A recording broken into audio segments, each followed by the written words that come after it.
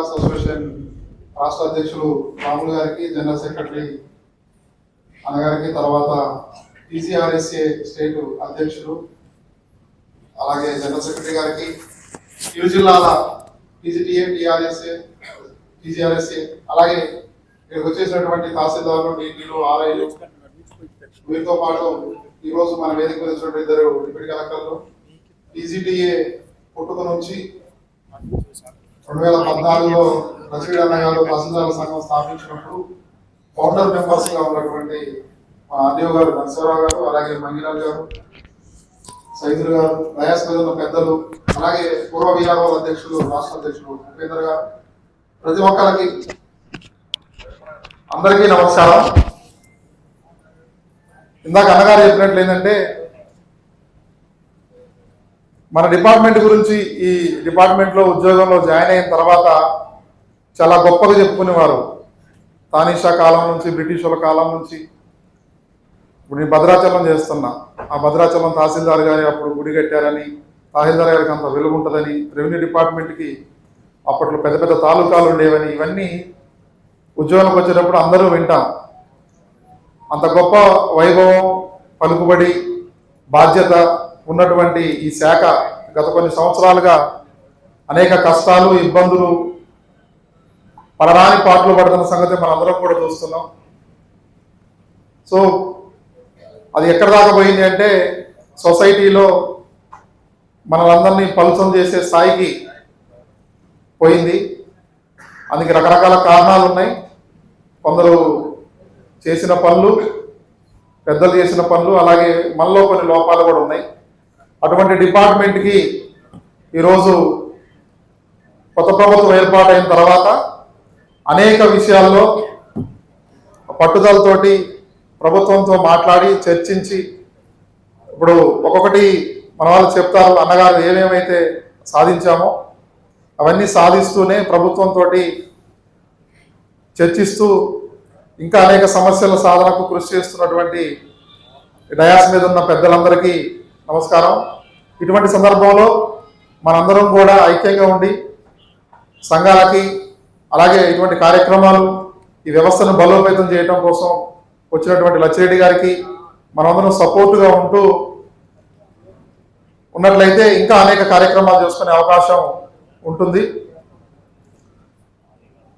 అయితే అనేక ఇప్పుడు సక్సెస్తో పాటు ఇంకా చాలా పనులు చేయాల్సి ఉన్నాయి.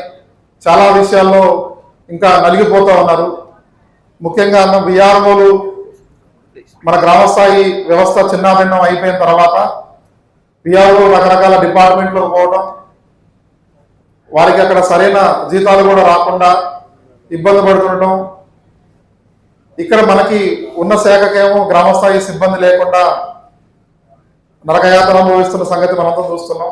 సో ఇప్పుడు కొత్త ప్రభుత్వం మళ్ళీ గ్రామ రెవెన్యూ వ్యవస్థని తీసుకురావాలని ఆలోచన చేస్తుంది. కాబట్టి అందులో ఇంత అనుభవం ఉన్నటువంటి మన సిబ్బందిని, ఇంత అనుభవం ఉన్నటువంటి సిబ్బంది దొరకరు.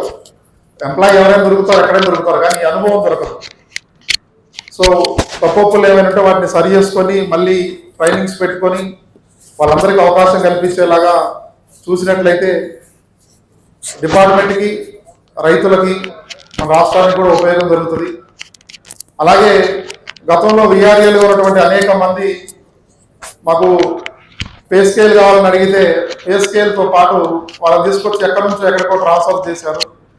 మా దగ్గర అయితే భద్రాచలంలో రాజన్న సిరిసిల్ల జిల్లా నుంచి వచ్చారు. పాపం తల్లిదండ్రులు అక్కడ ఉంటారు, ఇక్కడ భర్త ఇక్కడ ఉద్యోగం చేస్తాడు, భార్య పిల్లలు అక్కడ ఉంటారు, లేదా భార్య ఇక్కడ ఉంటుంది, పిల్లలు అక్కడ ఉంటారు. అనేక ఇబ్బందులు పడుతున్నారు. మా దగ్గర ఒక జూనియర్ అసిస్టెంట్ అయితే జూనియర్ అసిస్టెంట్గా వచ్చి ఒక 2 నెలల క్రితం హార్ట్ అటాక్తో చనిపోవడం జరిగింది. ప్రతిసారి చెప్పేవాడు, పాపం మా నాన్నగారికి ఆరోగ్యం బాగాలేదు సార్, నేను ఒక్కడినే కొడుకుని, మా భార్య పిల్లలు అక్కడే ఉంటారు, సో నేను వెళ్ళాలి సార్ అని చెప్పి వెళ్ళి వస్తుండేవాడు. ఈ తిరుగుడం, ఇంటి దగ్గర సమస్యలు, వీటన్నిటితోటి హార్ట్ అటాక్ వచ్చి 2 months బ్యాక్ చనిపోయారు. ఇంకొక జూనియర్ అసిస్టెంట్ అయితే వాళ్ళ అమ్మాయి పెళ్లి, 2 అమ్మాయిలు ఆడకూతులు అక్కడే చదువుకుంటారు, ఆమె ఇక్కడే ఉంటుంది. సో ఇట్లా అనేక సమస్యలు ఉన్నాయి. దయచేసి విఆర్ఏల నుంచి జూనియర్ అసిస్టెంట్ గా వచ్చిన వాళ్ళకి పే స్కేల్స్ ఇవ్వడం సంతోషం, కానీ వాళ్ళని చాలా దూర ప్రాంతాలకి ట్రాన్స్ఫర్ చేశారు. ఆ విషయంలో చొరవ తీసుకొని వాళ్ళందరికీ కూడా కొంచెం దగ్గర ఉండేలాగా, ఇబ్బందులు తొలగేలాగా కృషి చేయాలని కోరుకుంటున్నాం. అలాగే అన్న, గతంలో అనేక స్థాయిల్లో ఉన్నటువంటి ఉద్యోగుల మీద కొంత కావాలని కుట్రపూరితంగా కొన్ని విజిలెన్స్ కేసులు కూడా ఫైల్ చేయడం జరిగింది. అందులో అన్ని క్యాడర్స్ ఉన్నారు.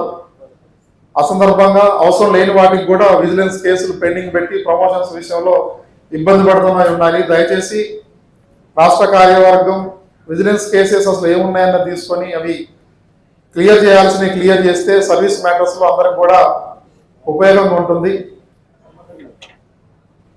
ధర్మగంట అయిపోయింది లేదు. అలాగే తహసీల్దార్స్ కూడా అనేక సమస్యలు ఉన్నాయి, బడ్జెట్ సమస్యలు ఉన్నాయి. టైంకి రాకపోవడం, బడ్జెట్ కనుక ఆఫీస్ మెయింటెనెన్స్ ఇబ్బంది అవుతుంది. ఇవన్నీ ఒక్కొక్కటి ప్రభుత్వం కూడా చేయడానికి చిత్తశుద్ధితో ఉంది. కాబట్టి ఈ టైంలో ఇవన్నీ ప్రభుత్వం దృష్టికి తీసుకెళ్ళి, ముఖ్యంగా తహసీల్దార్స్ రీపాట్రియేషన్ విషయం అనేది చాలా కాలంగా నలుగుతుంది. మీకు తెలిసిన సబ్జెక్ట్ అది. కంఫర్టబుల్గా ఉన్న వాళ్ళకి ఇబ్బంది లేదు, కానీ పాపం రిటైర్మెంట్ దగ్గర ఉన్న వాళ్ళు, దూర ప్రాంతంలో ఉన్న వాళ్ళు ఇబ్బంది పడుతున్నారు. మరి అది ప్రభుత్వ పరంగా ఎలా ఆలోచిస్తుందో తెలియదు. వాళ్ళు ఆలోచించడం వేరే విధంగా ఆలోచిస్తున్నా, లేదు మనం సరిగా రిప్రజెంట్ చేయలేకపోతున్నామా, ఈ విషయాలు కూడా. అంటే గత అనుభవాలను చూసుకున్నట్లయితే అన్న, ఈ లాస్ట్ 10 years పోయిన గవర్నమెంట్ చూస్తే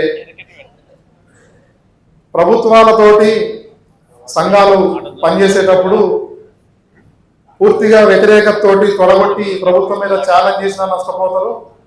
అలాగే వాళ్ళతో పాటు ఏది చెప్పినా సరే అని అంటగాగినా నష్టపోతారు. రెండూ ఉన్నాయి. సో కాబట్టి మనం అంతా ఏ ప్రభుత్వం ఉన్నప్పుడు కూడా ప్రభుత్వ ఉద్యోగం, ఆ ప్రభుత్వం చెప్పినటువంటి ఇన్స్ట్రక్షన్స్ మనం ఫాలో అవుతాం. మీకున్న అనుభవం ఈ శాఖ మీద లేదు, ఈ సమస్యల మీద ఉన్నది నాకు తెలిసి ఎవరికి లేదు. ఎందుకంటే మీరు రియల్ ఫైటర్ అని చెప్పాలి.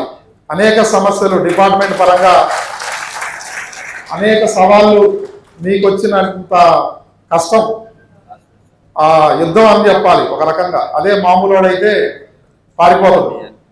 సో అటువంటి ఫైట్ చేశారు మీరు, ఫైట్ చేసి నిలబడ్డారు, ఇంకా మా అందరి కోసం ఫైట్ చేస్తున్నారు.